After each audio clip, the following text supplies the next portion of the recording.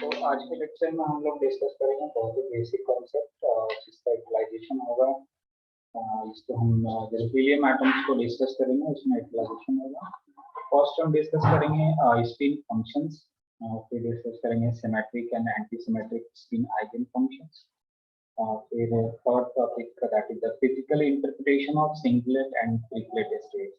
इन between हम singlet and triplet states का बारे में डिस्कस करेंगे और फिर उसका फिजिकल इंटरप्रिटेशन करेंगे, राइट। एंड लास्ट में हम लोग डिस्कस करेंगे व्हाट इज एक्सचेंज फोर्स। तो बहुत ही इंपॉर्टेंट छोटे-छोटे टर्म है, जैसे कि स्पिन फंक्शंस क्या होते हैं ना, स्पिन आइगन फंक्शंस क्या होते हैं, और सिंगलेट ट्रिपलेट स्टेट्स क्या होते हैं, और एक्सचेंज फोर्स क्या होते हैं। तो आई थिंक अभी 4 to 5 यहाँ पर बहुत ही छोटे टर्म है और इम्पोर्टेंट है, जिसको समझना बहुत जरूरी है। मैक्सिलियम एटम के बारे में तो डिस्कस कर रहे थे, जिसमें इवन इसका यूटिलाइजेशन था सिंगलेट और ट्रिपलेट स्टेट्स के बारे में, even exchange force, symmetric, anti symmetric, spin function, सारे टर्म का यूटिलाइजेशन है। स्पेक्ट्रम में तो टोटली नहीं करना है, तो वहाँ पर मे बी आपको थोड़ा कम समझ में आया होगा, बट इन दोनों लेक्चर को आप कोरिलेट कीजिएगा और इवन जब हम स्पेक्ट्रम डिस्कस करेंगे तो ये सारा कुछ क्लियर होगा, राइट। तो यहाँ पर हम डिस्कस करते हैं, स्टार्ट करते हैं स्पिन फंक्शन से, राइट। तो स्पिन फंक्शन क्या है इसको डिस्कस करते हैं, और स्पिन फंक्शन को हम कैसे एक्सप्लेन कर सकते हैं, right. So consider a system having a pair of electrons. क्योंकि हम लोग जो यूनिट पढ़ रहे हैं, जो चैप्टर पढ़ रहे हैं, the name of that unit that chapter is many electron system. Previous वाले में हमने वन इलेक्ट्रॉन सिस्टम पढ़े थे, यहाँ पर हम मेनी इलेक्ट्रॉन सिस्टम पढ़े थे। तो मेनी इलेक्ट्रॉन सिस्टम में हमने एक एज्यूम कर लिया कि एक ऐसा system that have a pair of electrons, जिस सिस्टम में 2 इलेक्ट्रॉन्स अवेलेबल, राइट। हीलियम को कंसीडर कर सकते हैं, या फिर जिसमें भी 2 इलेक्ट्रॉन्स इस तरह का अवेलेबल है। So let us suppose these electrons do not experience interaction like Coulomb's force. पहले ही हमने यहाँ पर ये assumption कर लिए, assume कर लिए कि there is no Coulomb's force like interaction between these two electrons, because charge particles है तो उसके बीच में हम Coulomb's interaction की बात कर सकते हैं। यहाँ पर हमने Coulomb interaction को neglect कर दिया, right? So this system is described as a total wave function, and that is anti-symmetric। हम लोग ने पढ़ रखे हैं कि कोई भी फर्मियंस, इलेक्ट्रॉन्स, फर्मियंस के एग्जांपल इलेक्ट्रॉन्स को एक्सप्लेन करने के लिए जो एक्सेप्टेबल वेव फंक्शन होगा, that must be anti symmetric, right. That must be anti symmetric, right. अगर हमें फर्मियंस को एक्सप्लेन करना है तो वेव फंक्शन उसका एंटी सिमेट्रिक होना चाहिए। बोसॉन्स को एक्सप्लेन करना है तो उसके लिए वेव फंक्शन कैसा होना चाहिए, सिमेट्रिक होना चाहिए, राइट। तो ये सारी चीजें हमने पढ़ रखे हैं। तो क्या हमने फॉर्मूलेशन पढ़े थे कि psi a is equal to a stand for anti symmetric और ये वेव फंक्शन है anti symmetric wave function.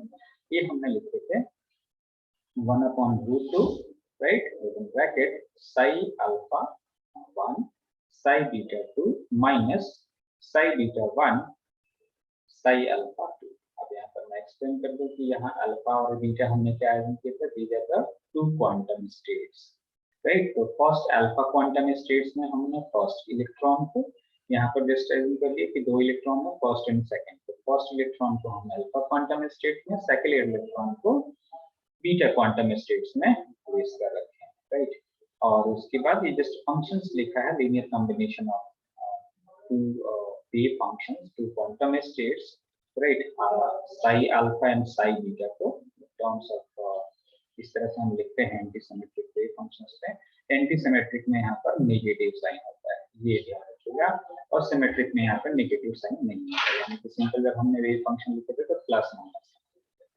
So this anti-symmetric wave function depends on both the space and spin variables of the electrons, right। अब ये बहुत ही important हम यहाँ पर मतलब बहुत ही डीप में कह लो कि क्वांटम मैकेनिक्स की जो टर्म है उसको हम बात कर रहे हैं, है ना। बिना कंसंट्रेशन के कुछ भी नहीं समझ में आता है। ऐसे आप सोचिए कि हम फर्स्ट लेक्चर लगा लिए और ये सारा कुछ समझ में ना, प्रीवियस आपका बैकग्राउंड बहुत ही स्ट्रांग होना चाहिए, राइट। सो उसके लिए आप मतलब रेडी रहें कि आपका कॉन्सेप्ट सारा कुछ क्लियर है, तभी उसको बॉदर करें, नहीं तो अदरवाइज लर्न नहीं करना पड़ेगा, समझना नहीं, राइट, तो हमने यहाँ पर क्या कि वेव फंक्शंस ये कौन से पैरामीटर पे डिपेंड कर रहा है, दो पैरामीटर पे, एक तो स्पेस पे डिपेंड करता है और एक स्पिन वेरिएबल्स पे डिपेंड करता है। किसका? इलेक्ट्रॉन्स का। यानी इलेक्ट्रॉन्स कहीं ना कहीं उस स्पेस में जहाँ पर एग्जिस्ट कर रहा है वो उस स्पेस को बोल रहा है। ऐसा नहीं कि हम यूनिवर्स की बात कर रहे हैं, एटम्स के इनसाइड में वो इलेक्ट्रॉन है उसके बारे में बात कर रहे हैं। राइट, उस स्पेस उस रीजन को बात कर रहे हैं और उसके पास एक स्पिन है ना। स्पिन भी एक पैरामीटर है सिस्टम का, इस तरह से ओरिएंटेशन कह सकते हैं, जो कि उसके लोकेशंस को डिस्क्राइब करता है। ये हम डिस्कस कर रहे थे। Right, so therefore the total antisymmetric eigenfunction can be written as, अब इस सिस्टम के लिए हम टोटल एंटीसिमेट्रिक आइगन फंक्शन किस तरह से लिख सकते हैं, क्योंकि ये वेव फंक्शंस जो है एंटीसिमेट्रिक वेव फंक्शंस है, तो किस पे डिपेंड करता है, स्पेस पे डिपेंड करता है और स्पिन पे डिपेंड करता है। Right, so that antisymmetric wave function that can be represented as a space eigenfunction and spin eigenfunction, यानी कि उसकी आइगन फंक्शन क्या है, स्पेस की और स्पिन का आइगन फंक्शन क्या है, दोनों के प्रोडक्ट क्या कहलाएगा, wave antisymmetric eigen function. Right, so both the space and spin variables have a definite symmetry with respect to the exchange of the particles levels. Right, course उसमें symmetry तो होता है, पार्टिकल का जो लोकेशन है उसको हम चेंज कर सकते हैं। राइट, अगर मान लीजिए कि यहाँ पर ये 1 में है तो यहाँ पर देख सकते हैं बीटा क्वांटम स्टेट में फर्स्ट आ गया, यानी ये साइन जो चेंज हुआ इसी की वजह से, क्योंकि एक्सचेंज की वजह से एंटीसिमेट्रिक वेव फंक्शन में चेंज हुआ था। एंटीसिमेट्रिक वेव फंक्शन वही होता है जब उसके वेव फंक्शन में चेंजेस हो, उसके नेचर में चेंज होता है। राइट, तो यहाँ हमने बीटा क्वांटम स्टेट में फर्स्ट पार्टिकल को रख दिया और अल्फा में सेकंड पार्टिकल को रख दिया। Right, so antisymmetric of the total eigenfunction that can be obtained by multiplying a symmetric space eigenfunction। ये दो टर्म अब आपको ध्यान रखना है कि antisymmetry of the total eigenfunction can be obtained, right, by multiplying a symmetric space eigenfunction psi s0, symmetric space eigenfunction psi s0 को हम किससे मल्टीप्लाई कर देंगे, by an antisymmetric spin eigenfunction sigma a। Right, यानी कि ये जो ये फर्स्ट इक्वेशन में जो लिखा है इसकी वैल्यू यहाँ पर सब सब्स्टिट्यूट करते हैं। स्पेस आइगन फंक्शन क्या होगा, symmetric space eigen function psi s0, और उसको फिर हम स्पिन आइगन फंक्शन, जब एंटी सिमेट्रिक के लिए बात करें तो anti symmetric spin eigen function से मल्टीप्लाई करते हैं, that will give you anti symmetry of the total eigen function. Right, तो इसी तरह से हम सिमेट्री के लिए कैलकुलेट कर सकते हैं। राइट, सो अगर हम वहां पर एंटी सिमेट्रिक वेव फंक्शन रखते हैं and second multiplying an anti symmetric space eigen function psi a0। Right, ये a0 इसलिए मैं कह दे रहा हूँ, आप इसको अंडरस्टैंड करिए, स्क्रीन पे तो डिस्प्ले हो ही रहा है। राइट, ये सबस्क्रिप्ट में है, सुपरस्क्रिप्ट में 0 है। So by a symmetric spin eigen function, तो दो तरीके से हम इस वेव फंक्शन को अचीव कर सकते हैं। Antisymmetric eigen function that is equivalent to, एक बार हम सिमेट्रिक स्पिन आइगन फंक्शन से मल्टीप्लाई करके और एक बार एंटीसिमेट्रिक स्पिन आइगन फंक्शन से मल्टीप्लाई करके हम total antisymmetric eigen functions change कर सकते हैं। राइट, तो यहाँ पर भी हम एंटीसिमेट्रिक और ये सिमेट्रिक है, जस्ट मतलब उसका एंटीसिमेट्रिक सिमेट्रिक, यहाँ पर सिमेट्रिक और एंटीसिमेट्रिक, सिमेट्रिक और एंटीसिमेट्रिक, इस चीज का आपको ध्यान रखना है।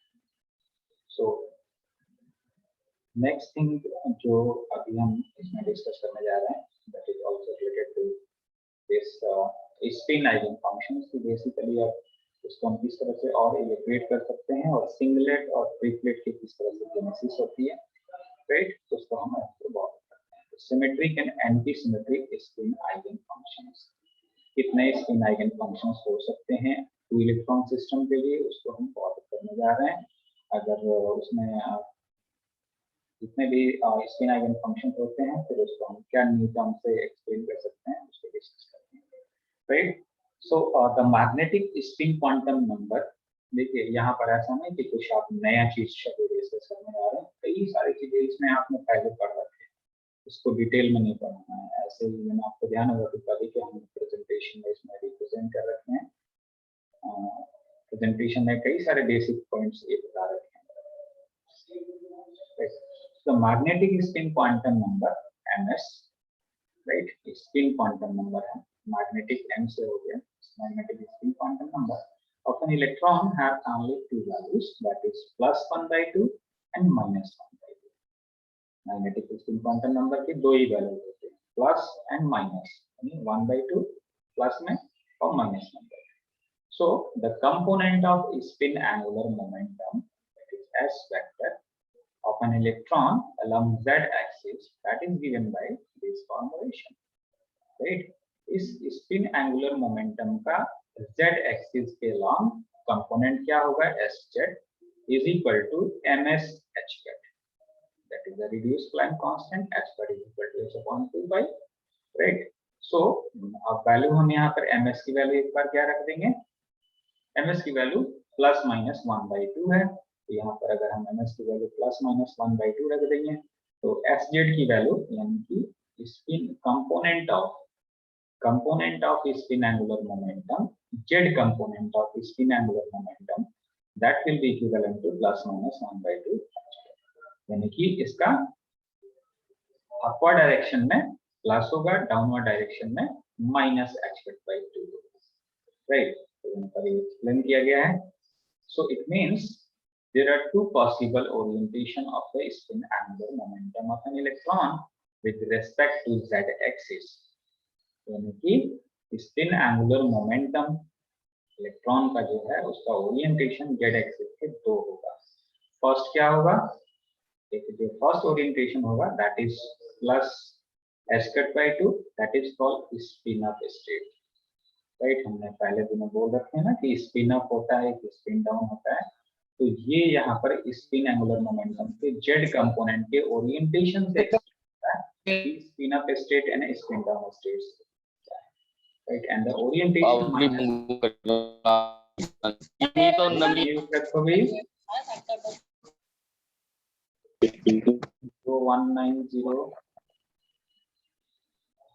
मैं आप लोगों को कितनी बार बोल रखा हूँ कि इन बिटवीन अगर लेक्चर में आपने करे मैं रिमूव कर देना।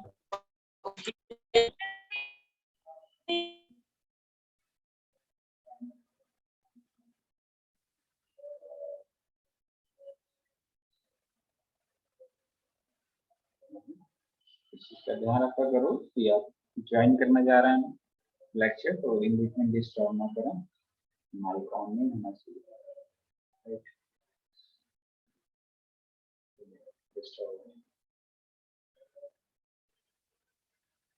तो हम लोग डिस्कस कर रहे थे स्पिन अप स्टेट के बारे में डिस्कस कर रहे थे, and the second orientation that is -h/2, that is called spin down state, right.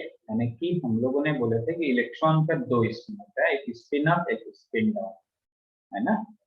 तो जिसमें जेड कंपोनेंट इलेक्ट्रॉन के स्पिन एंगुलर मोमेंटम का जेड कंपोनेंट पॉजिटिव होगा that is the spin up state, and negative होगा यानी कि negative यानी कि -h/2 that represents the spin down state, that is the value of that Z component of spin angular momentum,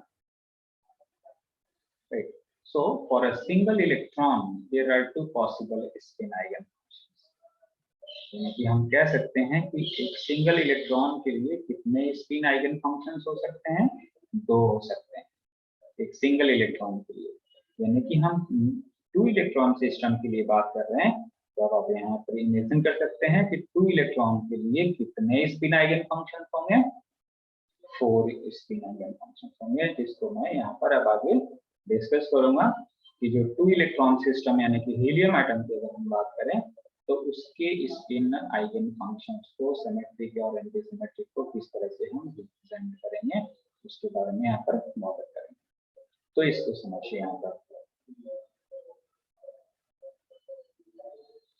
so for a system of two non interacting electrons, देखिए यहाँ पर non interacting का बात हमने पहले कह दिया कि हमने वहां पर कूलॉम इंटरेक्शन की बात नहीं करें, वो इंटरेक्ट नहीं करेंगे इलेक्ट्रॉन से के बीच, तो इंटरेक्शंस वहां पर नहीं है, वो हमने पहले ही बोल दिया। So there are 4 possible spin states, right. एक इलेक्ट्रॉन के लिए 2 स्पिन अप स्पिन डाउन, दूसरे इलेक्ट्रॉन के लिए स्पिन अप स्पिन डाउन, यानी कि 4 spin states. Hence 4 possible spin eigenfunctions, जितने states उतने eigenfunctions. If these 4 spin eigenfunctions for the system are written so as to have definite symmetries, then one will be antisymmetric spin eigenfunction and the other 3 will be symmetric spin eigenfunctions. अब इस बात को हम क्या कह सकते हैं कि यहाँ पर जो 4 स्पिन आइगन फंक्शंस हो रहे हैं उसको हम इस तरह से लिखते हैं कि उसकी सिमेट्रिक बरकरार है, सिमेट्री मतलब मेंटेन है।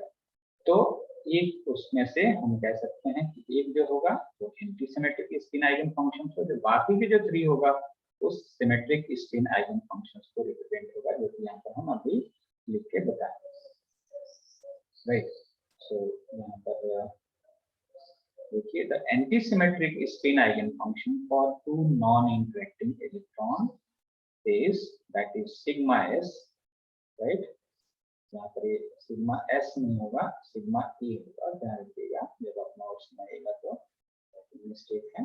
यहाँ पर s antisymmetric spin eigenfunction for 2 non-interacting electrons, that is given by, देखिए ये तो सिंबल आना ही आना है, राइट। तो फर्स्ट इलेक्ट्रॉन के लिए हम क्या कह सकते हैं, तो फर्स्ट इलेक्ट्रॉन के लिए एक हो गया स्पिन अप और दूसरा क्या हो गया स्पिन डाउन, माइनस अब दूसरे में क्या हो जाएगा, जस्ट चेंज हो जाता है, यानी कि स्पिन डाउन और फिर स्पिन अप, यानी कि एंटी सिमेट्रिक वेव फंक्शंस को, क्योंकि इलेक्ट्रॉन्स के बारे में है तो उसका वेव फंक्शन हम anti symmetric spin eigen function से यहाँ पर। आप देखिए इसमें इसको भी एक्सप्लेन किया गया बहुत डिटेल में यहाँ पर, where +1/2 here anti-symmetric, right, +1/2 and -1/2, ये फर्स्ट टर्म यानी कि psi alpha 1 and psi beta 2। आप इमेजिन कीजिए इसको, जो हमने प्रीवियस इक्वेशन लिख सकते हैं उस इलेक्ट्रॉन्स के बारे में, उस क्वांटम स्टेट में उस पार्टिकुलर स्पिन आइगन फंक्शन की बात करें। So it is +1/2 and -1/2 specify a state where the z component of the spin angular momentum of electron 1 is h/2, right, and that of electron 2 is -h/2। बहुत ही simple है ना, इतना कुछ इसमें समझाने वाली बात नहीं है, राइट। उसी तरह से अब ये सेकेंड इलेक्ट्रॉन का यानी कि बीटा स्टेट में हो गया, उसका ये z कंपोनेंट है और ये अल्फा 1 का second state, right. So that term -1/2 and +1/2 specify the this z component, यानी z is equal to -1/2 h cut for electron 1 and z is equal to h cut by 2 for electron 2, right। तो first electron के लिए, second electron के लिए, first electron है, second electron के लिए उसके z component spin angular momentum को रिप्रेजेंट करता है, right. So when the labels are interchanged, the sign of the functions given by these equations will change। अभी हमने पढ़ रखे हैं कि अगर हम उसके लोकेशन को चेंज करेंगे तो एंटी सिमेट्रिक वेव फंक्शन है, क्योंकि हम साइन चेंज उसके लोकेशन को चेंज करेंगे तो फिर इस वेव फंक्शन का नेचर चेंज हो जाना है, राइट।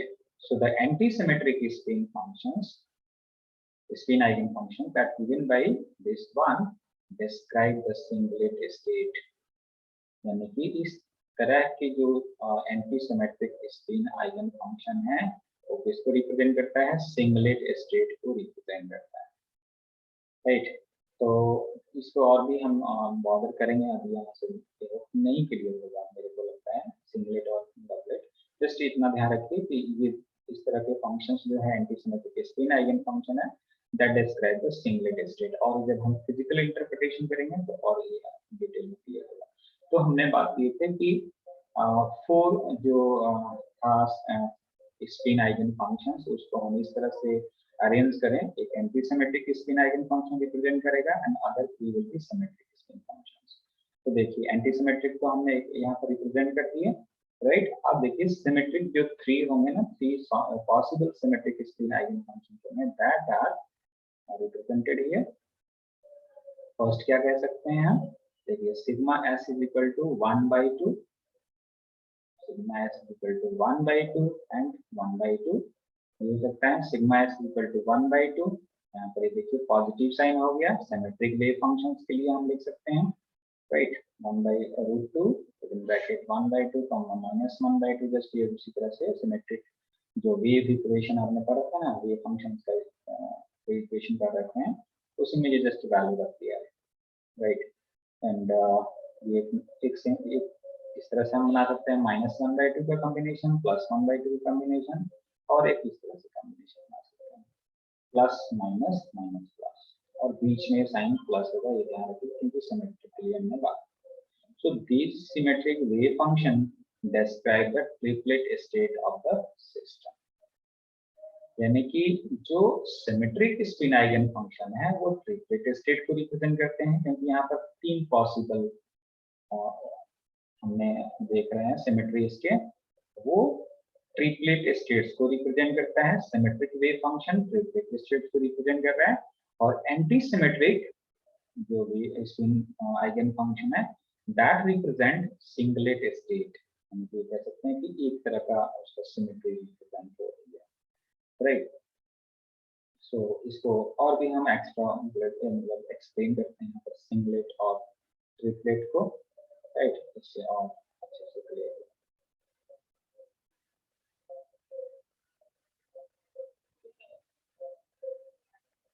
यहाँ पर देख रहे हैं physical interpretation of singlet and triplet states,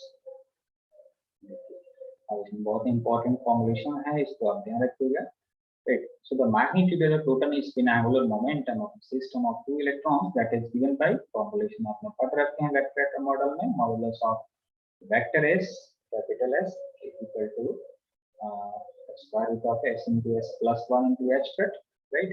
और S की जो वैल्यू होती है that is S1 plus S2 and S1 minus S2, ये आपने पहले नहीं पढ़े, इसको आप ध्यान रखिएगा, राइट। ये यहाँ पर यूटिलाइजेशन होगा, राइट। सो एक वैल्यू S1 plus S2 और दूसरा S1 minus S2, तो जो इसका मैग्नीट्यूड होगा वो क्या होता है, तो इसकी वैल्यू दे सकते हैं, एक 1 हो सकता है, एक 0 हो सकता है, राइट।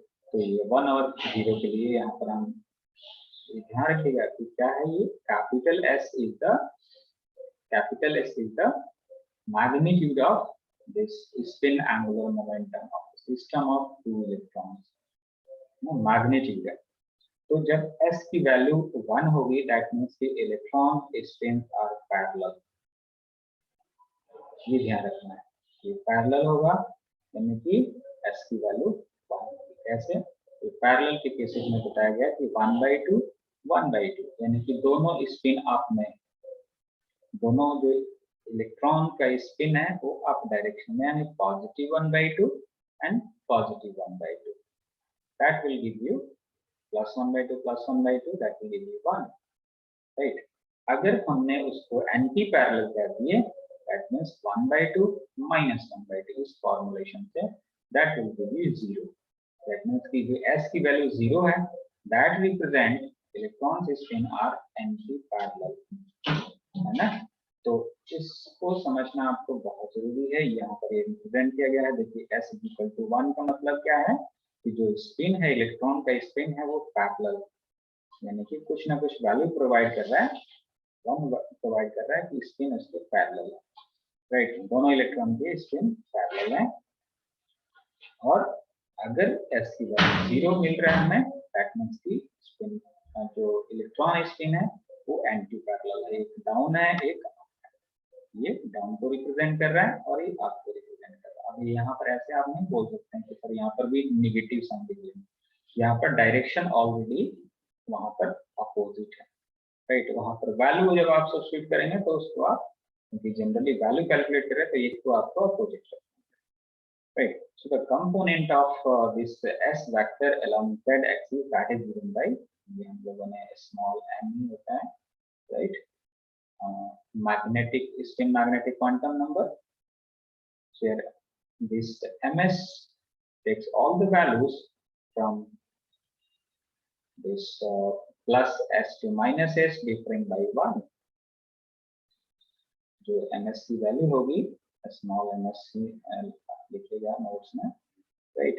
सो मैं plus s to minus s और बिटवीन 1 भी होगा, यानी कि अगर हम 1 कहते हैं तो +1 0 -1 तो 3 वैल्यू होगी, है ना.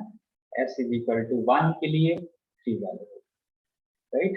एंड ms = 0 और s = 0, राइट. तो ये ध्यान रखना है, इसको आप समझिए यहाँ पर. Therefore, when the electron spins are parallel, electron spin parallel कब होगा, देखिए यहाँ पर, यानी कि दोनों इलेक्ट्रॉन यहाँ पर पैरेलल होगा, यानी कि s की वैल्यू 1 होगी. There are 3 possible values of this spin magnetic quantum number, which give rise to the 3 possible spin states called triplet states, right. This is called triplet states. यानी कि basically triplet states क्या है कि अगर किसी system में जो electron है, इलेक्ट्रॉन का स्पिन अगर वो पैरेलल है, दो इलेक्ट्रॉन की बात करें, दोनों इलेक्ट्रॉन पैरेलल है, तो जो उसका magnitude of spin angular momentum होगा दैट इज 1. तो 1 के लिए जो स्पिन मैग्नेटिक क्वांटम नंबर की वैल्यू होगी that will be equivalent to 3 values, यानी कि 1 -1 एंड 0. तो इसकी वैल्यू कितनी होती है, -s to +s या +s to -s in between 0 भी आपको इंक्लूड करना है, तो 3 वैल्यूज होती है, राइट. तो जब आपने s की 0 ही कह दिए तो ms की वैल्यू तो 0 होगा, राइट. तो सिंपल सा यहाँ पर ट्रिपलेट स्टेट का डेफिनेशन है और सिंगलेट स्टेट का डेफिनेशन है.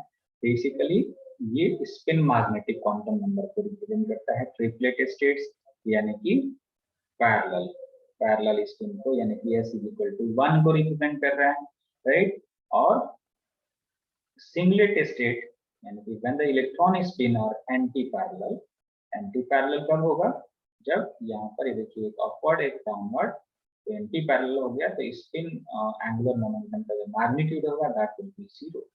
अगर स्पिन मैग्नेटिक एंगुलर मोमेंटम की मैग्नीट्यूड अगर 0 होगी तो यानी कि स्पिन मैग्नेटिक क्वांटम नंबर की वैल्यू क्या हो जाएगी, 0. That means 0 का मतलब there is only one possible values of ms which give rise to singlet state, right.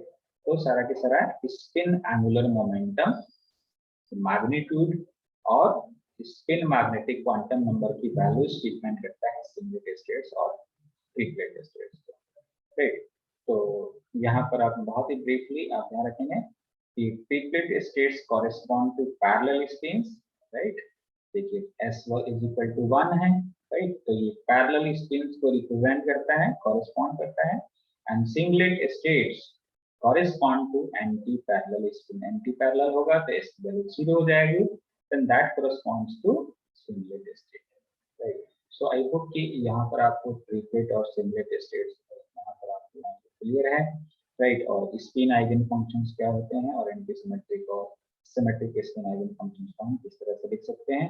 बहुत ही फास्ट यहाँ पर मैं डेफिनेशन जस्ट यहाँ पर प्रिपेयर कर दूं, राइट. देखते हैं, कोशिश करते हैं कि इसको एक्सप्लेन करता है पूरा, बट टाइम लिमिट करता है, थोड़ा सा फास्ट करना पड़ेगा. देखिए समझने की थोड़ा फास्ट ही कोशिश कीजिए. सो टू एक्सचेंज फोर्स को डिस्कस करें. Basically what is exchange force. Force को हम समझ ही रखते हैं, एक तरह से हम पार्टिकल को एक्सचेंज कर रहे हैं दो क्वांटम स्टेट से, यानी अल्फा बीटा में, तो उसमें फोर्स का क्या रोल है, उस फोर्स को हम एक बेसिकली एक्सचेंज फोर्स कह रहे हैं. So two identical particles such as two electrons, right, in the same atom or two protons in the same nuclei act as if they move under the action of the force whose sign depends on the relative orientation of their spins, and that is called exchange force. यानी कि एक जो system है उसके अंदर दो particle है और उस पार्टिकल के बीच में जो पार्टिकल का एक स्पिन है, स्पिन ओरिएंटेशन, और उसका इवन सारा कुछ जो भी है मूवमेंट जो है ना, वो किस पे डिपेंड करता है, स्पिन ओरिएंटेशन पे डिपेंड करता है. अगर उसका स्पिन ओरिएंटेशन चेंज होगा और वो चेंज किसकी वजह से होगा, उसके फोर्स की वजह से चेंज होगा. कि वो एंटी पैरेलल है, पैरेलल है, राइट। तो उस फोर्स को हम कहते हैं एक्सचेंज फोर्स। अब इसको और भी डिटेल में यहाँ पर बात करेंगे, तो इसको इस तरह से लिख सकते हैं, even in an atom the spins of two electrons are anti-parallel, right, anti-parallel है, right, the electron act as if they attract each other। आपने ये इवन प्लस में पढ़ रखे हैं, जो टू पैरेलल वायर्स के बीच में अट्रैक्शन और रिपल्शन, ये वही कॉन्सेप्ट यहाँ पर बताया है। एंटी पैरेलल यानी कि ये डायरेक्शंस क्या है, एक अपवर्ड है और एक डाउनवर्ड है, राइट।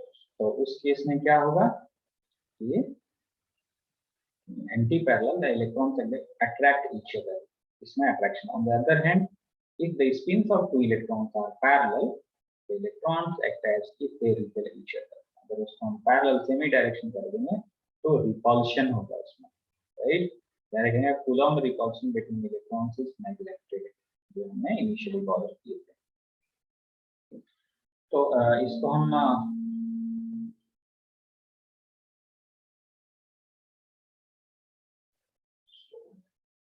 समझ सकते हैं सिमेट्रिक और एंटी सिमेट्रिक वेव फंक्शन के टर्म में। देखिए this anti symmetric wave function में इसके लिए लिखा गया है ये अलग अलग क्वांटम स्टेट्स में।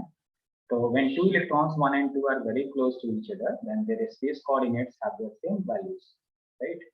जो स्पेस कोऑर्डिनेट्स उसको हम इक्विवेलेंट मान सकते हैं, क्योंकि very close to each other अगर हम टर्म मेंशन करते हैं तो यहाँ पर ये वैल्यू इक्विवेलेंट हो जाएगा।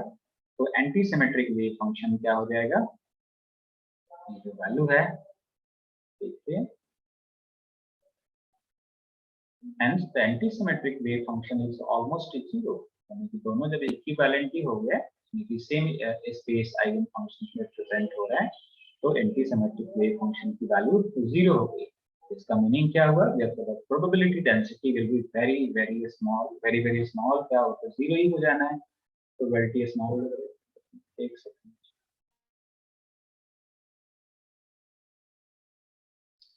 देखिए। सो वेव फंक्शन क्या हो जाएगा, जीरो हो जाएगा अगर सेम स्पेस आइगन फंक्शंस में दोनों इलेक्ट्रॉन क्योंकि बहुत ही क्लोज है। उसमें हम कह सकते हैं प्रोबेबिलिटी डेंसिटी एक तरह से जीरो ही हो, यानी कि वो पार्टिकल वहां पर एग्जिस्ट ही नहीं करता है, right. This implies that the chance of finding two parallel spin, that is a triplet state. Parallel spin में हम ट्रिपलेट स्टेट की बात करते हैं, that is electron close together is very small and the electrons act as if they repel each other, right. So अब इसके just opposite हम अगर बात करते हैं कि the spins of two electrons are anti-parallel, then there is only one spin in wave function which is anti-symmetric, therefore the corresponding space wave function must be symmetric, which is given by this। ये symmetric wave function है यहाँ पर, right. Symmetric wave function में same concept जो हमने पहले utilise किए थे वही यूज करें कि that electrons are very close to each other, that means their space coordinates are the same values, इन दोनों को इक्विवेलेंट करते हैं, राइट। तो क्या हो जाएगा, ये दो वैल्यू प्लस में हो जाएंगे, यानी कि √2 alpha Sai alpha 1 Sai beta 2 ये वैल्यू आएगी, right. So and the probability of finding these two anti-parallel spins, that is singlet state electrons close together, right, that is equivalent to this much, that is equivalent to 2 times the average probability density over all the space। Overall conclusion हम क्या कह सकते हैं कि the two anti-parallel spins electron act as if they attract each other, right। Anti-parallel spin में attract each other, and the triplet and singlet cases for a system of two non-penetrating electron that is represented here। ये आपको यहाँ पर देख सकते हैं, singlet और triplet state को किस तरह से रिप्रेजेंट किया गया है, इस तरह से जो अपने प्रीवियस में जस्ट लाइन से रिप्रेजेंट करते हैं, ट्रिपलेट और सिंगलेट को आप इस तरह से रिप्रेजेंट कर सकते हैं, राइट। सो इसको आप कंप्लीट कर लीजिएगा, इसमें कोई क्वेरी है तो आप अभी पूछ सकते हैं, राइट। क्वेश्चन आवर्स में